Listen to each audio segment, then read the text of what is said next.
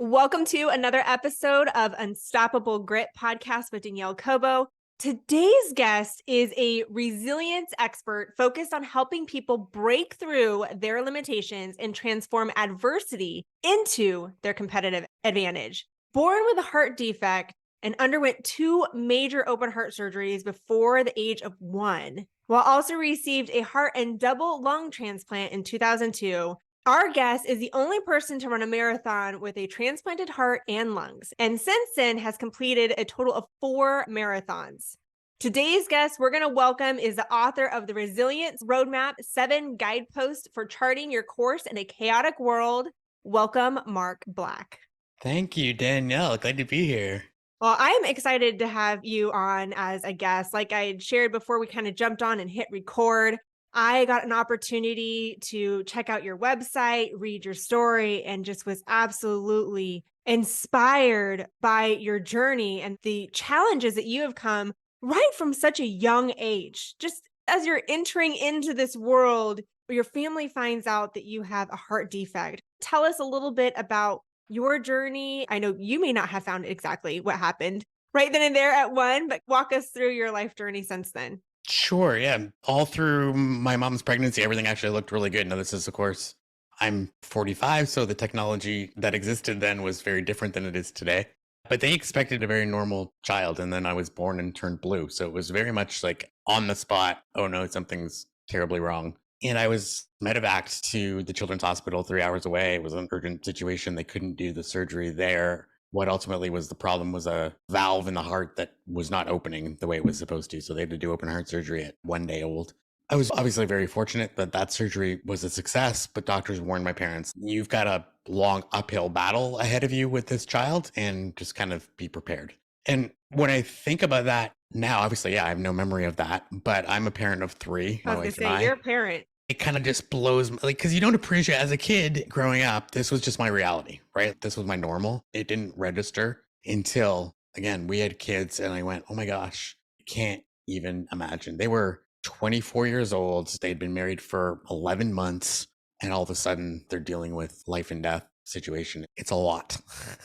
And so a huge testament to them that they did so many things right from that day onward that are a main reason why I'm still alive, let alone being able to do what I do today. So fast forward, there was another surgery at 1-year-old, congenital heart disease for my entire life, which meant some limitations around how physically active I could be and that sort of thing. Besides that, I lived a pretty normal childhood. I was on medications and things, but otherwise pretty normal. And then when I was 22, things started to take a turn for the worse. I was at university doing my second undergrad, actually. I was going to be a teacher. And of a year, my health just deteriorated really quickly to the point that I got short of breath climbing up a flight of stairs. I was losing weight, getting short of breath all the time. Long story short, I went in to see my doctor and he said, we're going to put you in the hospital now and we're going to run some tests and we'll decide what the next plan of action is. That must And have been scary. yeah, it was crazy scary because, I was 23 years old, 22 years old, typical college student, living a life where I'm not particularly paying attention to my health. I'm focused on school and friends and work and all the things that a College college life, student, right? college Living the student is. college life, not necessarily spending your evenings in the hospital. No, right, exactly, right. And planning your future, right? Like, oh, Yeah. here's what my plan is going to be. And in, a period of a very short time, that all kind of disappears and priorities shift dramatically. And I went into the hospital, which ultimately ended up being for about a month. As they stabilized me, they informed me that the reason I'm short of breath is because I'm in right and left-sided heart failure. I've got this major critical health issue going on that I was relatively oblivious to. And long story short, they said, you need a heart and double lung transplant like yesterday. And you go, okay. We knew as a family that transplant was in my future, but it was always something that was kind of like someday off in the distant future. And then all of a sudden it's there like overnight. And so we began the transplant process, which was a year-long process. So you're being told that you needed a transplant yesterday, and yet it still took a year to get a transplant. And not just one organ, you needed multiple organs. Right. Yeah. The nature of my heart condition was such that I needed a heart in both lungs because of the way the heart was being affected. Pulmonary artery pressure was high, which you get into all the medicine of it, but essentially it meant to replace just the heart was not going to do the job. So we needed a heart and both lungs, and those organs all have to come from the same donor. It just increases the level of difficulty in finding a match and all of that sort of thing. And a lung transplant is also a much more rare and difficult surgery to do than a heart transplant is, which is more common. It's been done. The history of it goes back a lot longer. The first lung transplant was only done in like 86. So comparatively speaking, it's a much newer surgery. There were only a few hospitals in Canada that could even do this. Heart transplants, there's a lot of centers that can do them. Lung transplants, not so much. So we were told you have a choice of 3 centers in the country you can go to. The closest one is Toronto, and you're going to need to live within a 1-hour drive of that hospital because lungs are really fragile. And the window of opportunity between a donor and a recipient is very short. Wherever you go, you're going to have to live close by.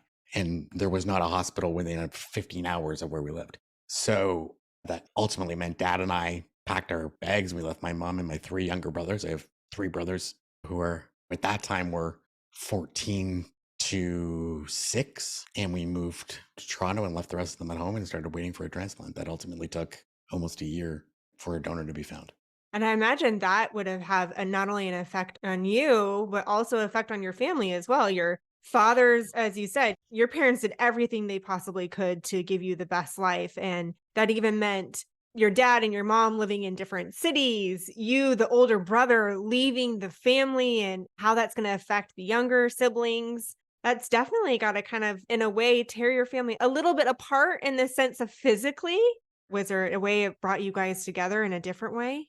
Yeah, I think in the long run it did, but you're absolutely right. There's pretty solid data that shows that families, parents of kids who go through transplant have a much higher divorce rate than other people do. And that wouldn't be just transplant. I'm sure it's all critical medical situations. It's incredibly stressful for the family, as you say, right? And mom and dad had been married for, I don't know, 24 or 5 years at that point. So had never spent more than a week maybe apart from each other. And during all that time, and all of a sudden they're going to live apart for months.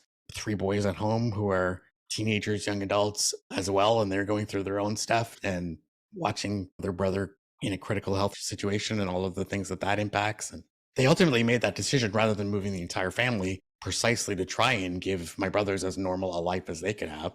There's also the financial aspect of all of this, which is we were, again, fortunate to be in Canada, and the actual procedure itself and the medical care and the hospital stays and all of that was not an issue, but just paying for rent and places to stay and all of that kind of stuff, which ultimately my dad's relatives took us in, which saved us a huge financial cost, but dad had to take time off work. Anyway, a lot of stress on the family for sure.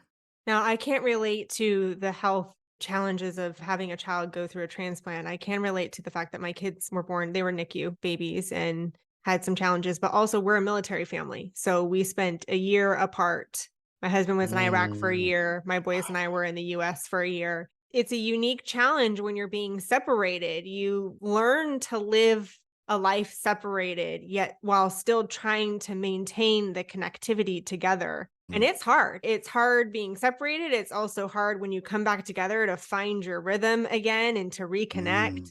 There's definitely a higher divorce rate in military families as well, just because that saying, distance makes the heart grow fonder. I don't necessarily know if that's always the case. Maybe if Yeah, the distance is a couple days, but when it gets to weeks, months, and years, it's a much different circumstance. absolutely. It's a challenge because you're trying to normalize a life without that part of your family there. And so, like you said, whether if you're really successful at that, then the reintegration becomes a problem. And if you're not successful at that, then that period apart becomes incredibly challenging. Yeah, we were very, very fortunate. Not only were we able to kind of keep things together, but I would say today we're a closer family than we've ever been.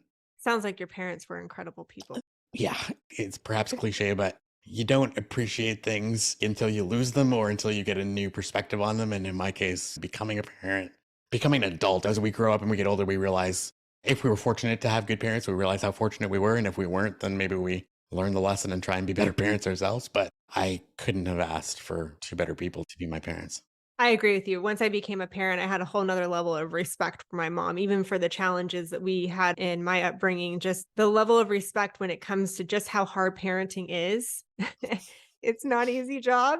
And Oh, then add on to that when there's extraneous type circumstances that are added on to it and the stress of that, it can be very difficult. So yeah, I agree. When you become a parent, become an adult, you just have another level of appreciation for the opportunities that were provided for us as a child. Or if it wasn't a great upbringing, then it's the wanting to do better and wanting to do more, but also just being understanding. So, Right. now, Yeah. The empathy. Yeah. now you went from a situation where you were having a hard time even walking up the stairs, you were getting winded and short of breath.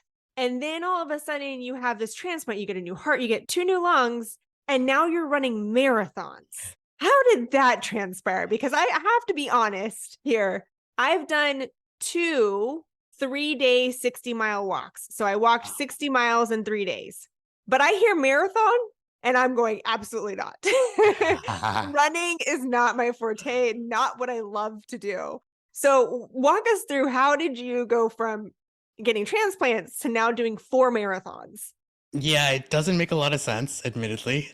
I think so. Right after the transplant, I had this sort of realization. I mean, I remember literally sitting up in bed in the ICU 4 or 5 days post surgery and feeling this strong, rhythmic, steady heartbeat. And I think what's unique about a heart transplant versus all the other organ transplants is that you can physically feel it, right? All the other organs are there, and if they're working, and you feel bad, you can feel well or not well, but you can physically feel a heart beating, right? Like you put your hand on your chest and you can feel it.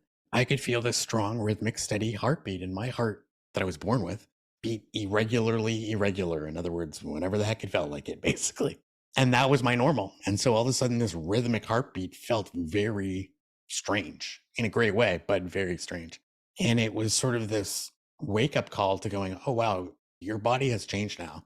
And you are probably capable of doing things that previously were not possible. I don't really know where it came from, but I had this thought that I wonder if one day maybe I could run a marathon. It began from there, and it began literally with like a walker going from my hospital bed to the bathroom, walking 20 feet by myself, to rehab in the hospital 3 days a week for 3 months, where eventually I was able to jog on a treadmill for 30 seconds, to 6 months later running a 5K and then doing a 10K. It took 2.5 years to go from the hospital bed to a marathon. And it was very much slow, incremental progress over time. But accomplishing that was at the time just about like accomplishing a goal and showing to myself that I could do what I wanted to do. But in the long run became this great metaphor for me, both personally and professionally, when I speak to clients about how goal achievement works in general, which is kind of like set this objective, map out this plan, and then make slow incremental progress where for a long time you may not even feel like you're making progress towards ultimately achieving a goal. I love what you say about making a plan and then putting steps in place to achieve that goal. Because a lot of times people will say, I have this goal and I want to do it. If you don't actually create a plan and put action in place, a goal is just a goal. And that's where a lot of people, there's a stat out there that says that about 87% of people give up on their New Year's resolutions by the second week of February. Right, right. And I'm just going, that is unfortunate that we have all of these visions of what we're going to achieve for the new year. And then all of a sudden, we don't accomplish it. And it's mainly comes down to the fact that we don't have a plan and we don't actually implement the steps to achieve our goal. 100%, right? I mean, if you've ever gone to the gym, if you're a gym goer and you go on January 3rd, 4th, 5th, whenever it reopens, there's nowhere to work. It's just packed. But if you keep going, by mid-February, all of a sudden there's lots of space. To your point, people don't have a plan for what happens when the plan doesn't work. Sometimes people take the time even to map out, okay, here's exactly how this is going to go. And guess what? It never goes exactly the way it's supposed to go. So what happens when I'm too busy that day, or I don't feel like it, or I feel sick, or, and how am I going to get back on track? And how am I going to rejig that plan so that I can ultimately still get to where I want to go? I don't know the willpower or this or that. And ultimately it just comes down to, no, you have to execute the plan. And you also have to have the flexibility to say, when the plan doesn't go exactly the way I hoped it would, how can I get back on track again? Now, you talk about resilience in achieving your goals, but you have this particular roadmap that you walk people through on how to build resilience and achieve their goals. Can you walk us through those steps? Absolutely. And that's why I love your show, because grit is a huge part of this, right? Resilience to me, by the way, is about growing through adversity, challenge, and change, as opposed to what many of us would define it as, which is some version of bouncing back. I think that's kind of the metaphor that's often used, is like we're going to bounce back from adversity. And the problem with that mentality and that framing is that it presupposes that there is a back to go to, that somehow we're going to return to what was, except time has passed in between. Like, right. So the perception most people have is like, okay, I'm going along, bad thing happens, I drop down here, I recover, I come back, and we keep going. But you don't go back because time has passed in between. So we have to figure out this new way of being. I think COVID is a great metaphor for this, right? Anybody who's not willing to acknowledge the fact that the world has fundamentally changed from what it was in 2019 to today is fooling themselves. That's not a bad thing. It just is. And so one of the key first steps in the resilience roadmap is acknowledgement. It's saying, okay, I acknowledge the reality of the situation, whatever that is, whether that's post-COVID, whether that's I lost my job, whether that's my marriage is broken up, whatever the challenges that I'm dealing with, I just face reality. And that's maybe super basic, but a lot of us don't do that. We deny the problem is happening. We look the other way. We don't weigh ourselves when we know we're gaining weight. We pretend the problem isn't there because it's easier than dealing with it, right? So we acknowledge the problem's there. Second is agency. And there are 7 steps. They all start with A to help us to remember. The second one is agency, which is our personal ability to deal with the things that we face. So unless and until we are willing to believe and accept that we can, in fact, change our personal situation, we're not going to do anything. That might be obvious to someone who does that regularly, but to the average person, that's not obvious. We tend to think things are outside of our control. We can't fix this. I'm a victim to circumstance. It's my boss's fault. It's the government. It's this, it's that. And so woe is me. I can't do anything about it. We're living in a economically tumultuous times, and there's wars, and there's all kinds of things and all kinds of potential reasons / excuses for why you can't do this, that, or the other thing. And so if you live with that mentality, then being resilient is going to be really challenging. You have to decide, what can I do something about here? The next step is to say, okay, accept. So there are parts of this situation, whatever your situation is, that you can't fix. Maybe you are in a job that you don't love, but you have to stay there because you got to pay the bills for now. Well, let's accept that that's true, because until we do that, we can't move forward. Let's not try and fix what we can't fix, but we do that so that we have more of our time and energy available to then do what we can, which is the next step, which is adaptation. So how do we say, okay, the reality has changed. I'm willing to accept that I can't control everything, but what can I do? How can I behave differently because I'm in a different situation so that I can get different results? Because we know repeating the same patterns and expecting things to change is not effective. So how can I be different? How can I think different? How can I behave different so that I get a different result? Adaptation. We do that with a clear goal of where we want to go. So what a lot of folks will do is we get in this challenging situation and we're adapting, but we're just kind of treading water because we're just trying to survive. We're just putting out fires as they come up so that we can kind of just keep moving one day to the next. And that's okay in a very urgent situation. To be in that mode for a short period of time, it's normal.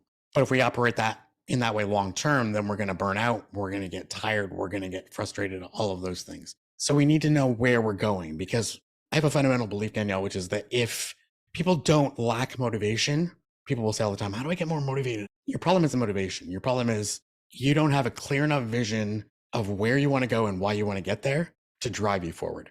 When you know what you want and you want it bad enough and it means enough to you, I mean, you can move mountains. We can all do incredible things when we know what we want and we believe that where we're going is worth the effort to get there. And so aspiration becomes clearly important, and that's goal setting and vision setting and establishing values and knowing why we want to go where we want to go. And then we talked about already, action is the next step. So, okay, what are we going to do? How am I going to behave differently tomorrow than I did today? And then the last step is assessment, which is my plan working? So again, one of the traps that we'll fall into is we'll sit there on New Year's Day and we'll create this aspiration and we'll create this action plan. And we'll maybe even start to act on it in the first couple of weeks. But then we don't stop to say, is this working? Am I sticking with this? Am I still executing the plan? Is my plan taking me closer to where I want to go? Or is it not effective and I need to adapt and change plans? And then I structured the whole roadmap in a circle because it doesn't end. So the idea that you're going to start at point A, end at point B, great, done, I'm resilient now, doesn't work, right? Because there's going to be new problems and new challenges, and that's called life. So we go back to the beginning and we do this cycle over and over again. But if we have these tools, I would say the resilient person is not the person who has all of the answers. The resilient person is the person who believes they have the capacity to find the answers and the capacity to figure out the solutions. And as long as you believe that, then it almost doesn't matter what the problems are going to be. We'll figure it out. There's so many nuggets to unpack in what you had just shared. I don't even know where to begin.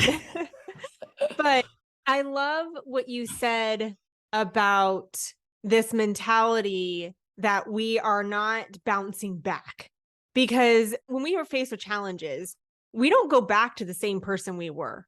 We learn, we grow, we evolve into a better person. We have new skill sets, new strengths, new mindset approaches. So that philosophy of I'm going to bounce back is not a reality. It's more or less, I've now faced a challenge. I've learned through this, and now I'm better equipped to face that challenge again when it arises. So that's one of them that I love that you had said. Another one being that when it comes to goals, one of the biggest mistakes that I see people make is they set a goal and then they say, okay, here's the steps that I'm going to take to get it. And if they don't achieve it, then they feel like they're a failure. Or if all of a sudden it's maybe not in alignment with what they want, maybe some shift has happened in their Mm, life, then all of a sudden they're still working towards it, but they're lacking the motivation because it's not in alignment with what they want at this moment in their life. So there's value in when it comes to setting goals, there's value in pivots. Pivots yes. are good. There is no sense in sticking to a goal if it no longer aligns with your long-term vision. Sometimes we have a vision of pursuing a particular goal, but then life changes and we get to pivot it a little bit. Absolutely. I love that. And I love that a person who talks about grit is talking about this because in the space that we both work in, and for listeners who listen to podcasts like this, who are probably goal oriented and driven and trying to achieve, all of those things are good. We can get in the false narrative in our own brain of saying, if I don't continue on this path, then I'm quitting. And we don't want to be a quitter. None of us want to be a quitter. So that creates shame and a lot of other negative things going on. And we might even convince ourselves that we need to pursue this thing into the end just to make sure that we're not a quitter. You articulated it perfectly. There's no sense in climbing to the top of a ladder that's leaning against the wrong wall.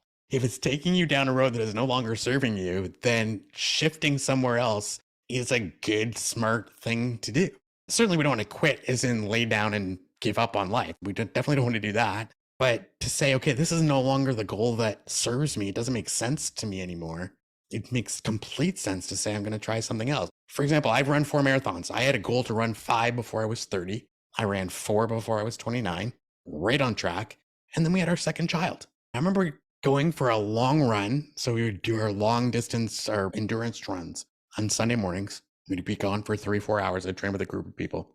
I remember going out for this run in March or something. My wife is holding our 6-month-old, and there's a 3-month-old, our daughter, running around the house. And I'm waving to my wife going, I'm going to go run for 4 hours. See you later, dear. And oh, by the way, I'm going to be useless the rest of the day because by the time I get back from this run, I'll be exhausted.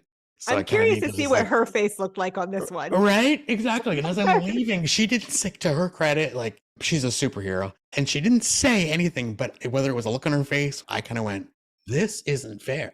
This is not okay. You're doing this because you have this drive to go run 5 marathons. Meanwhile, she's doing all the hard work and you're leaving her by herself. That was the day I realized, okay, you're done long distance running. This doesn't make any sense right now. There may be a period when you're 45 or 50 and kids are older and it makes sense again. But right now, this is not the season of life to be doing this anymore. So I haven't run the 5th one yet, and I may never. We'll see. But our youngest is 7 right now, and we're still in that season of taxi driving kids to activities, and it's not practical.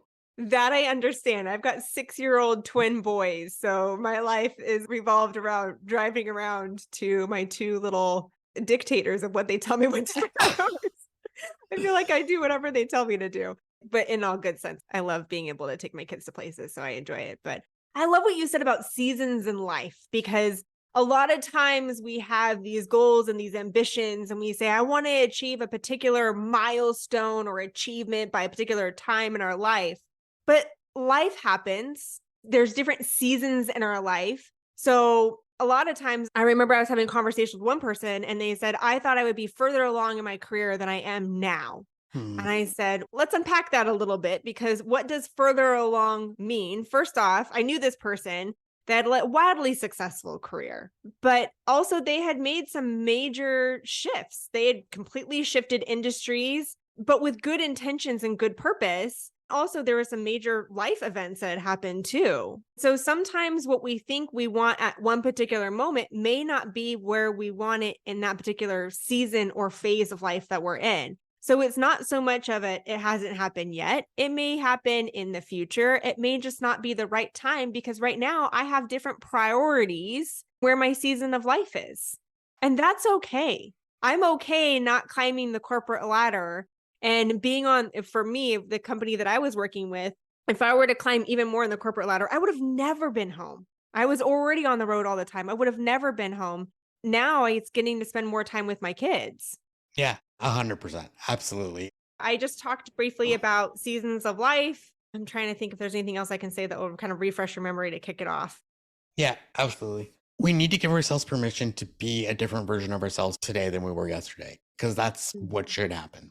One of the things I talk about in the corporate presentations I do for folks is you are who you are, not in spite of, but because of the challenges that you've faced in your life.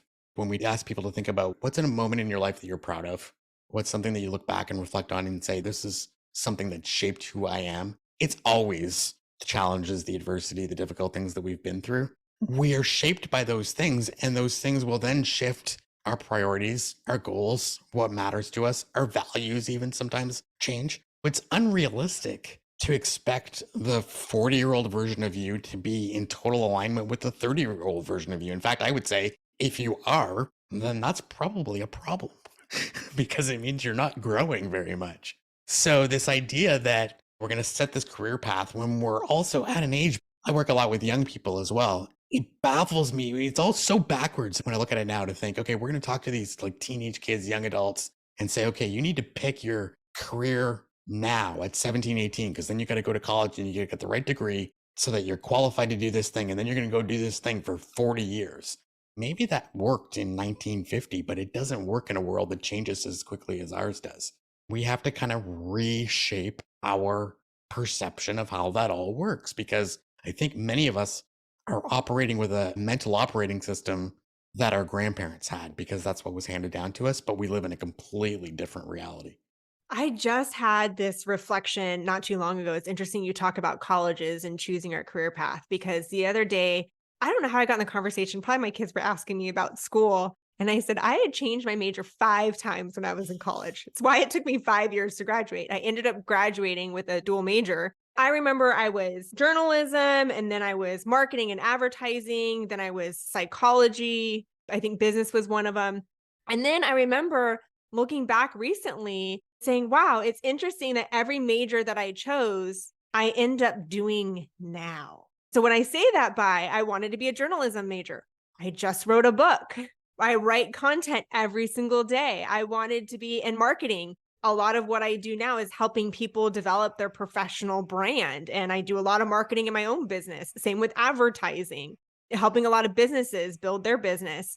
And the other one was psychology, which if in our line of work, when I was in a leadership role, most of the role was actually psychology. And when you're a speaker and you're coaching and you're consulting, a lot of it is based off of the foundations of what you learn in psychology. So it's interesting when I looked back at my college experience, and yes, you're told to pick one major and go with it. I'm actually glad that I wouldn't say confused because I always knew I wanted to be in medical sales and have some sort of element with something else.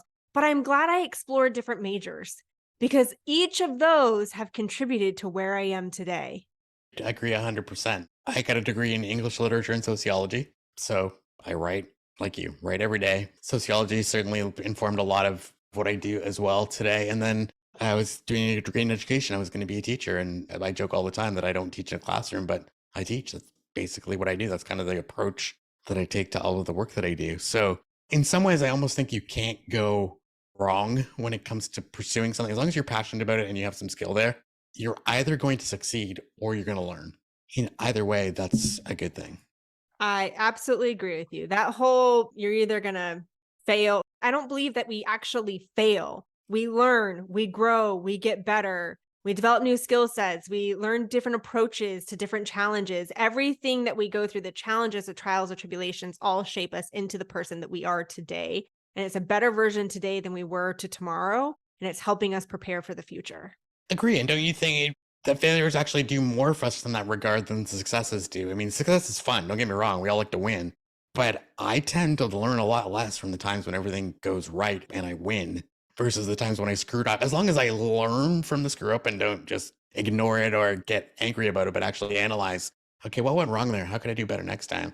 Those are growth opportunities in a way that winning success isn't at all.